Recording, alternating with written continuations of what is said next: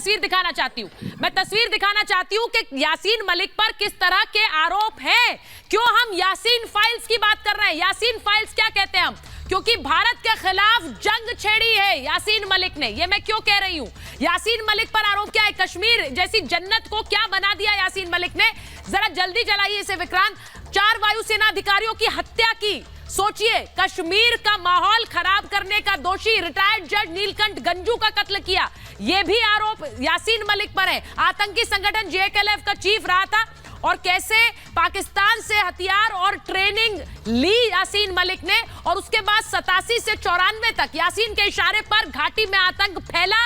ये एक हकीकत है। कश्मीरी पंडितों के नरसंहार को अंजाम दिया, ये एक हकीकत है। हिंदुओं के पलायन का साजिश करता रहा और दोषी भी साबित हुआ, यह भी हकीकत है। मुस्लिम युवाओं का ब्रेन वॉश किया अहमद अय्याज साहब, यह हकीकत है। आप माने या ना माने, कश्मीर में जमकर कत्लेआम मचाया, यह भी हकीकत है। और कर्मचारियों और भारत समर्थकों की हत्या की, जिसके लिए आज GD बख्शी सर जो बोल रहे हैं और उनका गुस्सा समझ में आता है, क्योंकि किस तरह से इंडियन एयरफोर्स के जो जवान थे उनकी हत्या कर दी गई और सौदेबाजी से खुखार आतंकवादियों को छुड़ाया, यह भी एक हकीकत है। रत्नाकर जी, क्या मैं गलत कह रही हूं? यह हुआ, यह हकीकत है। और यासीन मलिक ने कश्मीर को किस तरह जन्नत को, उस जन्नत को आतंकवाद का चोला पहनाया, क्या यह गलत है?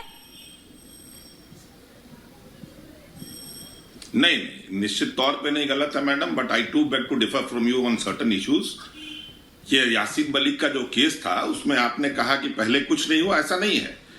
मकबूल भट्ट को जो फांसी की सजा दी गई उसको जस्टिस नीलकंठ गंजू ने दिया था, इसलिए उनकी हत्या हुई। यासीन मलिक ने अपने पूरे में कहा है और कन्फेशन जो उसके तमाम वीडियो पे आते रहे हैं उसमें भी उसने कहा है कि सरकारें प्रताड़ित करती रही और मारते रहे।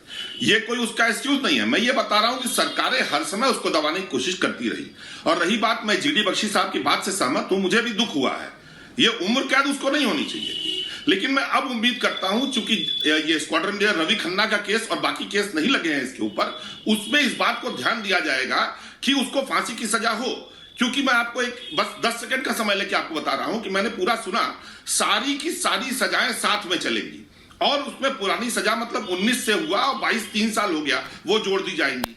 अभी हमने राजीव गांधी वाले हत्यारे केस में देखा कि फाइनली उसको उम्र कैद से सुप्रीम कोर्ट ने रिहा कर दिया।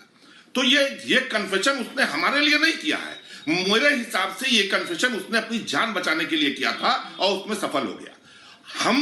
मैं पर्सनली बता रहा हूं, मेरे ऐसे करोड़ों लोग इस बात को मानते हैं कि यासीन मलिक के ऊपर बाकी मुकदमे लगने चाहिए और वो rarest of the rare case है।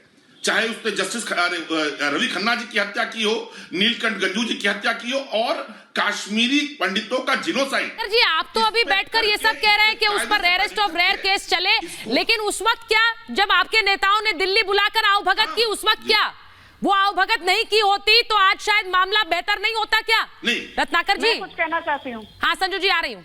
मैडम मुझे बोलने दीजिए, मैं इसका भी जवाब दे रहा हूं। जी, मैं उसका भी जवाब दे रहा हूं। वो एक आउटरीच प्रोग्राम के तहत था।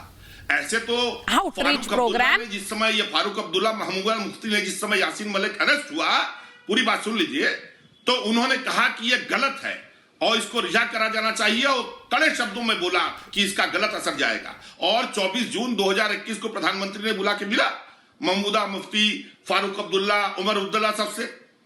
तो क्या टेरर सिंपैथाइजर से मिलने या टेररिस्ट को प्रोटेक्ट करने के आरोप में हम प्रधानमंत्री में बोलने लगे? आप चाहे जो चाहिए सुचरिता जी बोल दीजिए मनमोहन सिंह जी के बारे में, मैं सिर्फ इतना कहूंगा, समर शेष है नहीं दोष का भागी केवल व्याध। नहीं सर, आज पता नहीं, आज आपकी ये कविता पाठ जो है ना बिल्कुल अच्छा नहीं लग रहा है। आज आपका ये कविता पाठ बिल्कुल अच्छा नहीं लग रहा रत्नाकर जी, और मौकों पर जरूर अच्छा लगता है, लेकिन आज नहीं लग रहा अच्छा। मैं खुलकर कहती हूँ, आज नहीं अच्छा लग रहा है, क्योंकि उस वक्त आओ भगत आप लोगों ने की, ये हकीकत है। आपने सिर पर बिठाया, ये हकीकत है। उसका हश्र क्या हुआ ये भी हमने देखा।